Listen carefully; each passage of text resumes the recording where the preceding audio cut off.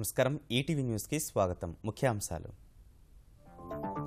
Revenue లోటుపై Andhra Pradesh ప్రభుత్వం ఆందోళన కేంద్రంపై మరింత ఒత్తిడికి సన్నద్ధం నీతి ఆయోగ్ నివేదిక త్వరగా వచ్చేలా కోరాలని నిర్ణయం నేడు ఏపీ సీఎం చంద్రబాబుతో జనసేన అధ్యక్షుడు పవన్ కళ్యాణ్ భేటీ రాజధాని నిర్మాణం కేంద్రం సహకారంపై చర్చించే అవకాశం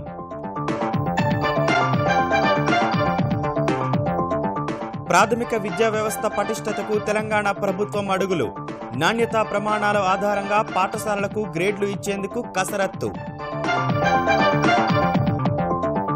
వరంగల్లో అస్తవ్యస్తంగా తాగునీటి సరఫరా వ్యవస్థ ఏటికేడు పెరిగిపోతున్న పైప్ లైన్ లీకులు మరమ్మతులపై యంత్రాంగం మీనమేషాలు బ్రిటన్ బయలుదేరిన ప్రధాని మోదీ ద్వైపాక్షిక బంధం బలోపేతమే లక్ష్యంగా 3 రోజుల విస్తృత పర్యటన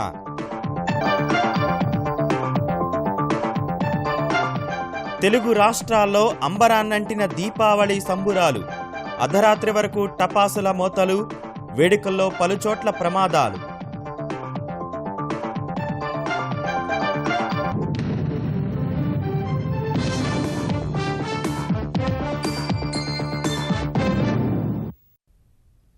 రెవెన్యూ లోటు పెరుగుతుండటంపై ఆందోళన చెందుతున్న ఆంధ్రప్రదేశ్ ప్రభుత్వం కేంద్రం సాయం కోసం ఒత్తిడి పెంచాలని భావిస్తోంది. మిగతా రాష్ట్రాల మాదిరిగానే కాకుండా ప్రత్యేక సాయం వస్తే తప్ప గట్టెక్కలేమని ఆర్థిక శాఖ అంచనా వేస్తోంది. ముఖ్యమంత్రి చంద్రబాబు ప్రధాని మోదీని కలిసి సాధ్యమైనంత త్వరగా నీతి ఆయోగ్ సిఫార్సులు తెప్పించుకోవాలని యోచిస్తున్నట్లు తెలుస్తోంది. మరోవైపు నేడు చంద్రబాబుతో సమావేశం కానున్న జనసేన అధ్యక్షుడు పవన్ కళ్యాణ్ కేంద్రం అందిస్తున్న సాయం రాజధాని నిర్మాణంపై చర్చించే అవకాశం ఉంది.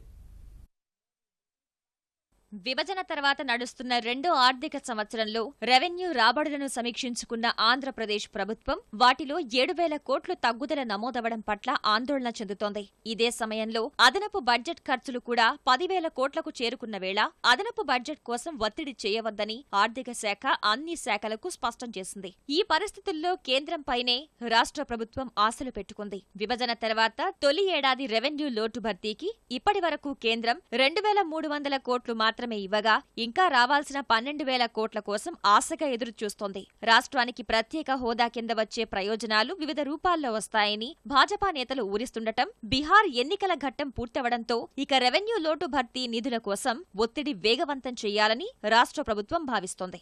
ఆర్థిక సంవత్సరం చివరి వరకు వేచి చూడకుండా ఈసారి ముందు నుంచే ప్రయత్నించాలని యోచిస్తోంది. కేంద్రంతో ఘర్షణ పూరిత వైఖరితో కాకుండా సఖ్యతగా వ్యవహరిస్తూనే నిధులు రాబట్టాలని భావిస్తున్న ముఖ్యమంత్రి చంద్రబాబు నాయుడు ప్రధాని మోదీని కలిసి సాధ్యమైనంత త్వరగా నీతి ఆయోగ్ సిఫార్సులు రప్పించుకోవాలని కోరనున్నారు. అవసరమైతే జనసేన అధినేత పవన్ కళ్యాణ్ తోనూ ఒత్తిడి తీసుకురావాలని పరిశీలకులు ప్రభుత్వానికి సూచిస్తున్నారు. మరోవైపు జనసేన అధ్యక్షుడు సినీ నటుడు పవన్ కళ్యాణ్ నేడు ఆంధ్రప్రదేశ్ ముఖ్యమంత్రి చంద్రబాబు నాయుడుతో సమావేశం కానున్నారు. అమరావతి శంకుస్థాపన కార్యక్రమానికి హాజరు కాలేకపోయిన పవన్ చంద్రబాబును విజయవాడలో కలిసి రాజధాని నిర్మాణం, భూ సమీకరణతో పాటు సిఆర్డీఏ పరిధిలో జరిగే కార్యక్రమాలపై చర్చిస్తారని తెలుస్తోంది. ఈ అంశంపై గతంలో ప్రభుత్వానికి కొన్ని సూచనలు చేసిన పవన్ వాటిపైనే ప్రధానంగా ముచ్చటించే అవకాశం ఉంది. కొన్ని నెలల క్రితం రాజధాని ప్రాంతంలో భూసేకరణకు నోటిఫికేషన్ ఇచ్చిన ప్రభుత్వం పవన్ కళ్యాణ్ లేవనెత్తిన అంశాలను దృష్టిలో ఉంచుకుని భూసేకరణ బదులు భూ సమీకరణే కొనసాగించింది. ఏపీ ప్రభుత్వం మరోసారి భూసేకరణకు సిద్ధమవుతున్న వేళ పవన్ చంద్రబాబును కలవనుండటం ప్రాధాన్యం సంతరించుకుంది. ఆంధ్రప్రదేశ్కు కేంద్రం 70,000 కోట్లు ఇచ్చిందన్న మాటల్లో వాస్తవం లేదని తెలుగుదేశం ఎంపీ రాయపాటి సాంబశివరావు అన్నారు. కేంద్రం ఇచ్చే సాయం విడతల వారీ కాకుండా ఒకేసారి ఇస్తే ఉపయోగముంటుందని వ్యాఖ్యానించారు.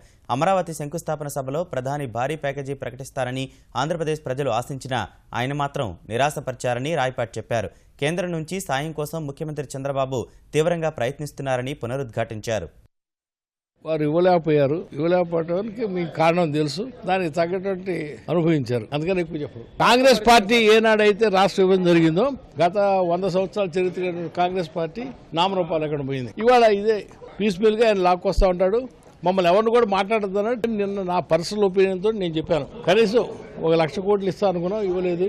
దాంతో ప్రజలందరూ కూడా కళ్ళనీళ్ళు పెట్టుకున్నా అని చెప్పాను. ప్రాథమిక విద్యా వ్యవస్థ ప్రక్షాళనలో భాగంగా తెలంగాణ ప్రభుత్వం పాఠశాలలకు గ్రేడింగ్ ఇవ్వాలని భావిస్తోంది. ఇంజనీరింగ్, ఫార్మసీ సహా ఉన్నత విద్యలోని ఆర్ట్స్, సైన్స్ కళాశాలల నాణ్యత పరిశీలనకు కమిటీలున్నట్లే ప్రాథమిక విద్య నాణ్యత పరిశీలనకు ఓ కొలమానం ఉండాలని యోచిస్తోంది. ఇందుకోసం ప్రాథమిక విద్యలో ప్రభుత్వ, ప్రైవేటు పాఠశాలలకు గ్రేడింగ్ ఆధారంగా అక్రిడియేషన్ ఇచ్చేలా ప్రాథమిక కసరత్తు మొదలైంది. విద్యా సంస్థల్లో బోధన నాణ్యత, ప్రభుత్వ నిబంధనల పాటింపు వంటి అంశాలను అంచనా వేసేందుకు అవసరమైన నిర్దేశిత నమూనాపై చర్చిస్తున్న పాఠశాల విద్యాశాఖ ఓ స్వతంత్ర సంస్థ ద్వారా ఆయా పాఠశాలల్లో పరిశీలన చేసి గ్రేడ్లు ఇవ్వాలని భావిస్తోంది. రాష్ట్ర విద్యా పరిశోధన శిక్షణా మండలి పర్యవేక్షణలో ఈ ప్రక్రియ జరగనుంది. ఇదంతా ఓ కొలిక్కి వచ్చిన తర్వాత ప్రభుత్వం ఆమోదముద్ర వేయనుంది. అనారోగ్యం సమయంలో నిరుపేదలు, నిస్సహాయులకు అండగా నిలిచే ముఖ్యమంత్రి సహాయ నిధి మంజూరులో అవకతవకలు జరుగుతున్నట్లు గుర్తించిన తెలంగాణ సర్కార్ నిబంధనలు కఠినతరం చేసింది. ఈ వ్యవహారంపై ఇప్పటికే సిఐడి విచారణకు ఆదేశించిన ప్రభుత్వం అందులో ప్రజాప్రతినిధులు, ఆసుపత్రుల సిబ్బంది పాత్ర నిర్ధారణ కావడంతో చెల్లింపు విషయంలో జాగ్రత్తలు చేపడుతోంది. ఇక ముందు సిఫారసు లేఖలు ఇచ్చే విషయంలో మరింత అప్రమత్తంగా ఉండాలని ప్రజాప్రతినిధులకు మార్గదర్శకాలు జారీ చేసింది. అధికారంలోకి వచ్చిన తొలి ఏడాది ఉదారంగా 300 కోట్ల రూపాయలు విడుదల చేసిన ప్రభుత్వం సాక్షాత్తు ముఖ్యమంత్రి కేసీఆర్ సంతకంతో ఇచ్చే లేఖనే ఫోర్జరీ చేసినట్టు తేలడం వల్ల సమగ్ర విచారణకు ఆదేశించింది. వరంగల్ జిల్లాలోని ఓ ఆసుపత్రి నుంచి వచ్చిన విజ్ఞప్తికి ఇటీవలే 4 లక్షల రూపాయలు మంజూరు చేయగా తర్వాత కొన్ని రోజులకే అదే మొత్తానికి అదే ఆసుపత్రి నుంచి తమకు మంజూరైన 4 లక్షలు ఇవ్వాలని లేఖ రావడంతో మోసం బయటపడగా ప్రభుత్వం దర్యాప్తునకు ఆదేశించింది. ద్వైపాక్షిక సంబంధాల బలోపేతమే లక్ష్యంగా ప్రధాని మోదీ బ్రిటన్ బయలుదేరారు. కాసేపటి క్రితం ఢిల్లీ నుంచి ప్రత్యేక విమానంలో పయనమయ్యారు. 3 రోజుల పర్యటనలో బ్రిటన్ ప్రధాని డేవిడ్ క్యామరూన్ సహా ఆ దేశ పారిశ్రామికవేత్తలతో సమావేశం కానున్న మోదీ విదేశీ ప్రత్యక్ష పెట్టుబడులకు పెద్ద ఎత్తున ఆమోదం తెలిపిన వేళ భారత్లో పెట్టుబడులకు తరలి రావాలని కోరనున్నారు. G7 కూటమిలో వేగంగా అభివృద్ధి చెందుతున్న ఆర్థిక వ్యవస్థలో ఒకటిగా దృఢమైన ఆర్థిక సేవల రంగానికి నెలవుగా గుర్తింపు పొందిన బ్రిటన్తో ప్రధాని నరేంద్ర మోదీ సరికొత్త స్నేహగీతం ఆలపించనున్నారు. రక్షణ, భద్రతా, ఇంధన రంగాల్లో పరస్పర సహకారాన్ని మెరుగుపరుచుకోవడం సహా పెట్టుబడుల ఆకర్షణే లక్ష్యంగా బ్రిటన్లో 3 రోజులు పర్యటించనున్న ఆయన వరుస భేటీలు, సభలతో క్షణం తీరిక లేకుండా గడపనున్నారు.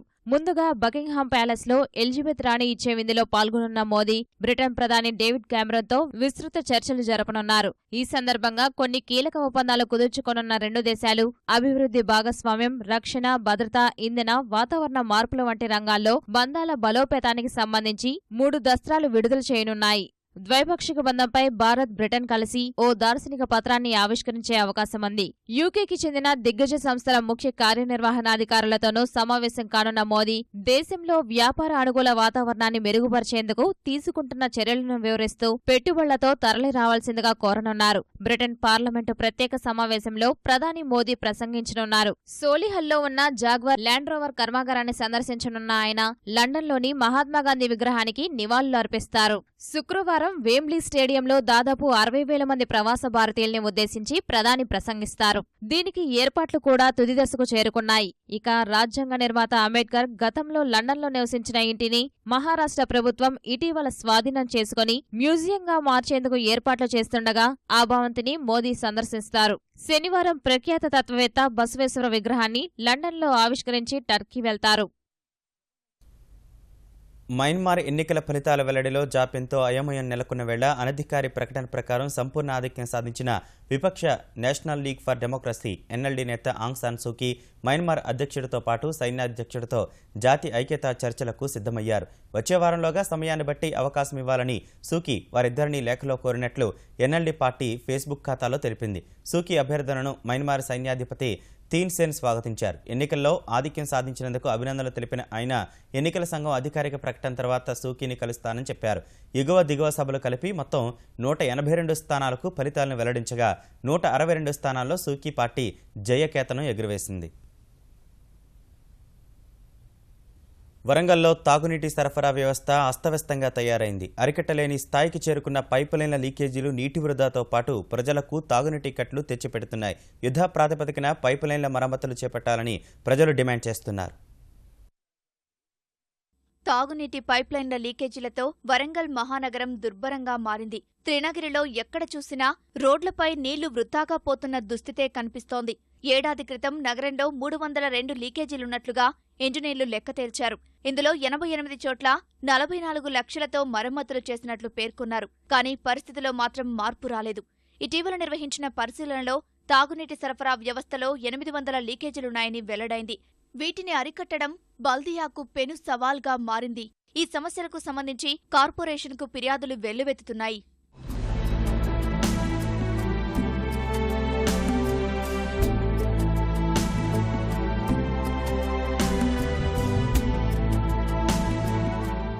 నల్లా కనెక్షన్లు అధికంగా ఉన్న చోటే ఏర్పడుతున్న లీకేజీల వల్ల తాగునీటి సరఫరాలో ఇబ్బందులు తలెత్తుతున్నాయి. పాతకాలం నాటి పైపుల వల్లే లీకేజీల సంఖ్య పెరుగుతోందని నిపుణులు పేర్కొంటున్నారు. కాజీపేట, హన్మకొండ, వరంగల్ ప్రాంతాల్లో పలు కాలనీల్లో సుమారు 85 కిలోమీటర్ల మేర కొత్తగా హెచ్డీపీ పైప్లైన్లు వేయాలని ప్రజలు కోరుతున్నారు. కొత్తగా వేస్ట్గా నీళ్లు పోతాయి. ఇక్కడ కాదు మూడు దిక్కుల డ్యామేజ్ అయిపోయినాయి. దాదాపు ఒక 10 ఇండ్ల నీళ్లు పోతాను. ఇక్కడ ఎవరు పట్టించుకోలేరు. పత్తాలు చూసిపోతాను. వచ్చి మళ్ళీ తీసిన వేలు. ఇప్పుడు దగ్గర ఒక 8 నెలలు అవుతా ఉన్నది. సాయంకాలం 4 గంటల నుంచి 8:30 వరకు నల్ల ఇట్నే వృధాగా పోతుంటాయి వాటర్ అంతా. కొన్ని గల్లీలలో వాటర్ లేక ఇబ్బంది పడతా ఉన్నారు. ఇప్పటికైనా స్పందించి దీని మీద ఏదైనా చేయాలని మేము మనవి చేస్తా ఉన్నాం. లీకేజీలను అరికట్టేందుకు నగరపాలక సంస్థ నుంచి 53 డివిజన్లకు 5 లక్షల చొప్పున ప్రత్యేకంగా నిధులు కేటాయించారు. ఈ ప్రొక్యూర్మెంట్ ద్వారా టెండర్లు ఆహ్వానించినా ప్రక్రియ ఇంకా కొలిక్కి రాలేదు. అధికారులు ఇప్పటికైనా చర్యలను ముమ్మరం చేసి నీటి సరఫరాలోని వృద్ధాన్ని అరికట్టాలని విజ్ఞప్తి చేస్తున్నారు. గత సార్వత్రిక ఎన్నికల్లో ఇచ్చిన హామీలను నెరవేర్చని తెరాసకు వరంగల్ ఉప ఎన్నికల్లో బీహార్ తరహా ఓటమి తప్పదని తెలంగాణ కాంగ్రెస్ కార్యనిర్వాహక అధ్యక్షుడు మల్లి భట్టి విక్రమార్క అన్నారు. వరంగల్ కాంగ్రెస్ అభ్యర్థి సర్వే సత్యనారాయణ స్థానికతపై తెరాస నాయకులు చేస్తున్న విమర్శలను భట్టి తిప్పికొట్టారు. సర్వే స్థానికత గురించి విమర్శలు చేస్తున్న తెరాస నేతలు కేసీఆర్, కేటీఆర్, హరీష్, కవిత స్వస్థలాలు, నియోజకవర్గాలు ఏమిటో చెప్పాలని డిమాండ్ చేశారు. కేసీఆర్ కుటుంబానికి వర్తించని స్థానికత సర్వేకు ఎలా వర్తిస్తుందని భట్టి ప్రశ్నించారు. పాపం కేటీఆర్ మర్చిపోతా ఉన్నాడు. తను సిరిసిల్లాలో పోటీ చేసి గెలిచాడు. బహుశా ఆయన అక్కడే పుట్టాడో మరి పుట్టలేదో నాకు తెలియదు. కేసీఆర్ గారు గజ్వేల్లో పోటీ చేసి గెలిచాడు. బహుశా ఆయన అక్కడే పుట్టాడో లేదో నాకు తెలియదు. హరీష్ రావు గారు సిద్దిపేటలో పోటీ చేసి గెలిచారు. బహుశా మరి ఆయన అక్కడ పుట్టాడో లేదో నాకు తెలియదు. నువ్వు పుట్టింది ఒక దగ్గర, అనేక జిల్లాలకు పోయి నువ్వు పోటీ చేసి నువ్వు గెలవచ్చు. సర్వే సత్యనారాయణ లాంటి వాడు మాత్రం ఎక్కడ పోవడు. ముఖ్యమంత్రి కేసీఆర్ ప్రజాభివృద్ధిని విస్మరించి పాలన కొనసాగిస్తున్నారని తెలుగుదేశం తెలంగాణ శాసనసభాపక్ష నేత ఎర్రబెల్లి దయాకర్ రావు విమర్శించారు. వరంగల్ ఉప ఎన్నికల్లో ఎన్డీఏ అభ్యర్థి దేవయ్యను గెలిపించారని ప్రచారం నిర్వహించిన ఆయన రైతుల రుణాలు ఒకేసారి మాఫీ చేయకపోవడం వల్లే ఆత్మహత్యలు జరుగుతున్నాయని పునరుద్ఘాటించారు. రైతుల ఆత్మహత్యలు జరుగుతాయి. ఇది వాస్తవం కాదా ఒక్కసారి మీరు ఆలోచించండి.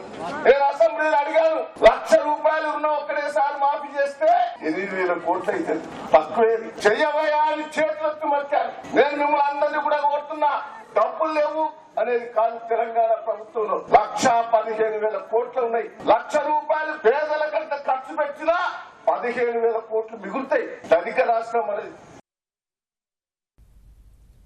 విశాఖ మన్యంలో బాక్సైట్ తవ్వకాల అనుమతులను కేంద్ర రాష్ట్ర ప్రభుత్వాలు వెంటనే రద్దు చేయాలని ఆంధ్రప్రదేశ్ పీసీసీ అధ్యక్షుడు రఘువీరారెడ్డి తిరుపతిలో డిమాండ్ చేశారు. ప్రతిపక్ష నేతగా ఉన్నప్పుడు తవ్వకాలను వ్యతిరేకించిన చంద్రబాబు ఇప్పుడు ఎలా అనుమతులు మంజూరు చేశారని ఆయన ప్రశ్నించారు. రాష్ట్ర ప్రభుత్వాన్ని ముఖ్యమంత్రిని అడుగుతా ఉన్నాం, డిమాండ్ చేస్తా ఉన్నాం. కేంద్ర ప్రభుత్వాన్ని ప్రధాని మోడీ గారిని కూడా డిమాండ్ చేస్తా ఉన్నాం. ఎందుకు ఈ నిర్ణయం తీసుకున్నారు? ఈ రోజు మీరు ఎవరికి మేలు చేయడానికి నిర్ణయం తీసుకున్నారు? పీసా చట్టం ప్రకారం మీరు గైడ్ లైన్స్ ఫాలో అయినారా? గిరిజన సలహా కమిటీ నిర్ణయాన్ని కాదని మీరు చేస్తారా? ఆ రోజు ఏ పరిస్థితుల్లో ఇది జరగకూడదని మీరు చెప్పిన వారు ఈ రోజు ఎలా అనుమతి ఇవ్వగలిగినారు? హైదరాబాద్లో సెట్విన్ బస్ సర్వీసులు పెంచేందుకు తెలంగాణ ప్రభుత్వం రంగం సిద్ధం చేస్తోంది. ప్రస్తుతం తిరుగుతున్న 100కు అదనంగా మరో 100 బస్సులు ప్రవేశపెట్టాలని నిర్ణయించింది. రద్దీ ఎక్కువగా ఉండే మరికొన్ని మార్గాల్లో సెట్విన్ బస్సుల్ని రోడ్డెక్కించాలని భావిస్తున్నారు. సెట్విన్ సర్వీసుల్ని మొదటి నుంచి వ్యతిరేకిస్తున్న కార్మిక సంఘాలు ప్రభుత్వ నిర్ణయంపై మండిపడుతున్నాయి. ఇప్పటికే నష్టాల ఊబిలో ఉన్న ఆర్టీసీకి ప్రభుత్వ నిర్ణయం గొడ్డలి పెట్టులాంటిదని కార్మిక సంఘాల నేతలు ఆక్షేపిస్తున్నారు. పరిమితికి మించి ప్రయాణికుల్ని ఎక్కించుకోవడమే గాక అనుమతి లేని మార్గాల్లోనూ సెట్విన్ సర్వీసులు నడుస్తుండడం వల్ల సంస్థకు ఏటా ₹2 కోట్ల పైగా నష్టం వస్తోందని వివరిస్తున్న నేతలు ప్రభుత్వం వెంటనే నిర్ణయాన్ని ఉపసంహరించుకోవాలని డిమాండ్ చేస్తున్నారు. ఆర్టీసీని నిర్వీర్యం చేసే చర్య. మన రాష్ట్రం మనకు వస్తే బాగుంటుందన్న పద్ధతిలో మనం అనుకొని ఈ రోజు తెచ్చుకున్న ప్రభుత్వం, ఈ ప్రభుత్వం కూడా గత ప్రభుత్వాల బాటలోనే ప్రయాణం చేస్తుంది. సెట్విన్ బస్సుల పేరుతో వస్తున్నారు, వాళ్ళు టికెట్ కూడా ఇవ్వరు. ఎంత ఆదాయం వచ్చిందో లెక్కలు ఉండవు. అక్రమంగా తిరుగుతున్న వాటిని సక్రమైన పద్ధతిలో ప్రభుత్వాలే నేరుగా ముఖ్యమంత్రులే జోక్యం చేసుకొని చేయడం అనేది ఇది ఏ రకంగా సమర్థనీయం కాదు. దీపావళికి హైదరాబాద్లో యాదవులు నిర్వహించే సదర్ వేడుకలు ప్రారంభమయ్యాయి. కాచిగూడ నింబోలి అడ్డాలో భాజపా తెలంగాణ అధ్యక్షుడు కిషన్ రెడ్డి, మాజీ ఎంపీ అంజన్ కుమార్ యాదవ్ ఇందులో పాల్గొన్నారు. అందంగా అలంకరించిన మేలుజాతి దున్నపోతులతో పాటు గొర్రెలను కూడా మేళతాళాలతో ఉత్సవాలకు తీసుకొచ్చారు. ఇవాళ బోయిన్పల్లి, సైదాబాద్, అమీర్పేట, ఎల్లారెడ్డిగూడ, కార్వాన్ సహా పలు శివారు ప్రాంతాల్లోనూ సదర్ వేడుకలు జరగనున్నాయి. నారాయణపేటలో జరిగే ప్రధాన వేడుకకు పెద్ద సంఖ్యలో దున్నపోతులను తీసుకురానున్నారు.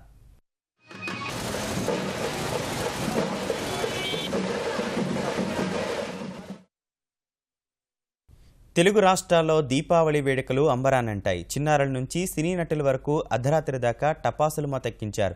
బాణాసంచా మోతలతో ఊర్లన్నీ మారుమోగాయి. వినీలాకాశంలో తారాజవ్వల వెలుగుపూలు విరబూశాయి. ప్రమిదల కాంతులతో లోగిళ్లు కళకళ్లాడాయి. చీకట్లను పారదోలే దీపావళి పండుగను తెలుగు ప్రజలు ఆనందోత్సాహాల నడుమ జరుపుకున్నారు. గతేడాది హుద్హుద్ తుపాను దెబ్బకు మూగపోయిన ఉత్తరాంధ్రలో ఈసారి పటాసులు పెద్ద ఎత్తున పేలాయి. విశాఖ, శ్రీకాకుళం, విజయనగరం జిల్లాల వాసులు బాణాసంచా కాల్చుతూ వేడుకలు జరుపుకున్నారు. తిరుపతి బర్డ్స్ ఆస్పత్రిలో తిరుమల తిరుపతి దేవస్థానం ఆధ్వర్యంలో దీపావళి జరుపుకున్నారు. తితిదే చైర్మన్, ఈవో, ఆస్పత్రి సిబ్బంది, పిల్లలు, వికలాంగులతో కలిసి మతాబులు, చిచ్చుబుడ్లు కాల్చారు. ఆంధ్రప్రదేశ్ రవాణా శాఖ మంత్రి సిద్ధా రాఘవరావు కుటుంబ సభ్యులతో కలిసి ఒంగోలులోని స్వగృహంలో సంబురాలు చేసుకున్నారు.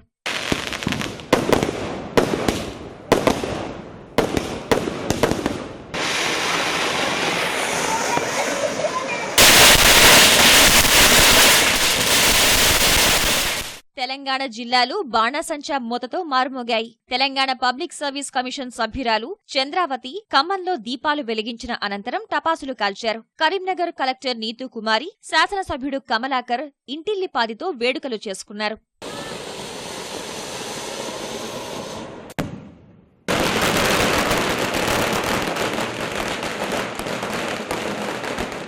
హైదరాబాద్ వీధుల్లో వెలుగుపూలు విరబూశాయి. ఫిలిం నగర్లో నటీనటులు కుటుంబ సభ్యులతో ఉత్సాహంగా పండుగ జరుపుకున్నారు. శ్రీకాంత్ భార్య, పిల్లలతో కలిసి చీమటపాకాయలు పేల్చగా మోహన్ బాబు ఇంట్లో కుమార్తె మంచులక్ష్మి సందడి చేసింది. సినీ దర్శకుడు బోయపాటి శ్రీను పిల్లలతో కలిసి టపాసులు కాల్చారు. కూకట్పల్లిలోని శివానంద ఆశ్రమంలోని క్యాన్సర్ బాధిత చిన్నారులకు దర్శకుడు ఓంకార్, నటులు రాజీవ్ కనకాల, ధన్రాజ్ ఉచితంగా టపాసులు పంపిణీ చేశారు.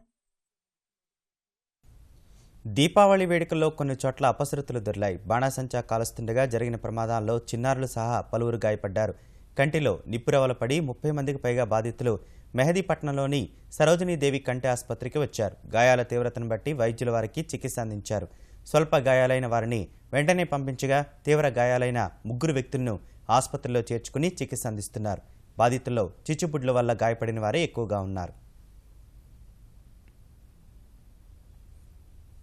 దీపావళి వేళ 5 అగ్ని ప్రమాదాలు భాగ్యనగరాన్ని వణికించాయి. పోలీసులు, అగ్నిమాపక సిబ్బంది సత్వరమే స్పందించడం వల్ల ఎలాంటి ప్రాణనష్టం లేకుండా భారీగా ఆస్తి నష్టం జరిగింది. రాత్రి 11 గంటల తర్వాత చిక్కడపల్లి ఆర్టీసీ క్రాస్ రోడ్లోని ఓ ఎలక్ట్రానిక్ దుకాణంలో మంటలు చెలరేగి అందులోని వస్తువులు కాలిపోయాయి. ఆ తర్వాత వెంటనే అబిడ్స్లోని వాణిజ్య పనుల అధికారి కార్యాలయంలోని 6వ అంతస్తులో అగ్నికీలలు ఎగసి దస్తావేజులు బూడిదయ్యాయి. పాతబస్తీ రెయిన్ బజార్లోని ఓ పేపర్ కార్ఖానాలో జరిగిన అగ్ని ప్రమాదంలో 3 నుంచి 4 లక్షల వరకు ఆస్తి నష్టం జరిగినట్లు భావిస్తున్నారు. మాసప్ ట్యాంక్లోని 4 అంతస్తుల భవనంపై నిల్వ చేసిన పాత మోటార్లు తగలబడ్డాయి. వనస్థలిపురం రైతు బజార్ను ఆనుకుని ఉన్న 10 పండ్ల దుకాణాలు అగ్నికి ఆహుతయ్యాయి. దుకాణాల్లో నిల్వ ఉంచిన పండ్లు కాలిపోయాయి. సుమారు 8 లక్షల రూపాయల వరకు ఆస్తి నష్టం జరిగి ఉంటుందని అంచనా వేస్తున్నారు.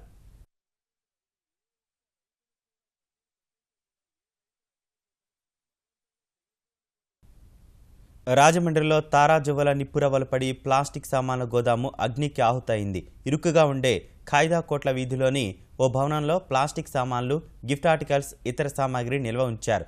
దీపావళికి వెలిగించిన తారాజువ్వ ఈ ఆవరణలో పడి ఒక్కసారిగా నిప్పు రాజుకుంది. ప్లాస్టిక్, సిరామిక్, ఇతర సామాన్లు పూర్తిగా కాలిపోయాయి. ప్రమాదం జరిగిన ప్రాంతం అత్యంత ఇరుగ్గా ఉండడం వల్ల అగ్నిమాపక సిబ్బంది తీవ్రంగా శ్రమించారు. రాజమండ్రి గ్రామీణ శాసనసభ్యుడు బుచ్చయ్య చౌదరి ఘటనా స్థలాన్ని పరిశీలించారు.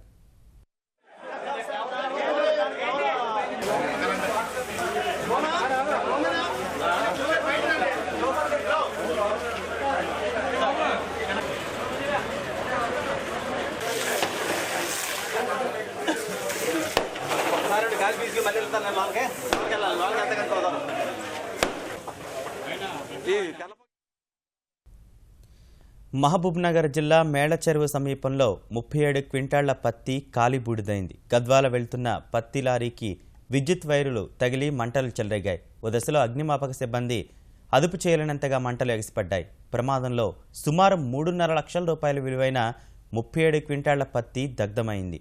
7 లక్షల విలువైన డీసీఎం వాహనం కూడా పూర్తిగా కాలిపోయింది.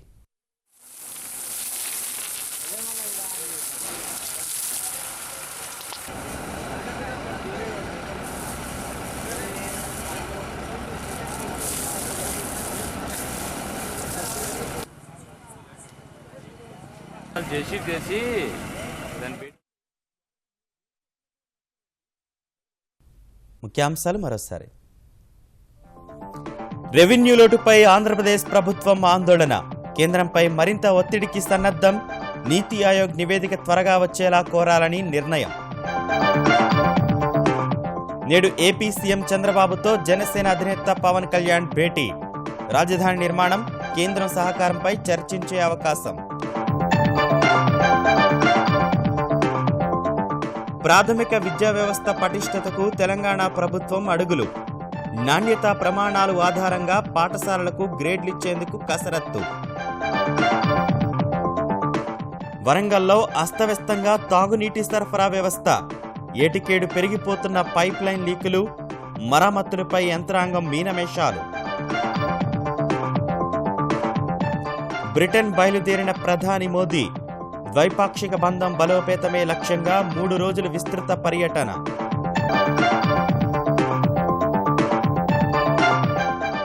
తెలుగు రాష్ట్రాల్లో అంబరాన్నంటిన దీపావళి సంబురాలు. అర్ధరాత్రి వరకు టపాసుల మోతలు, వేడుకల్లో పలుచోట్ల ప్రమాదాలు.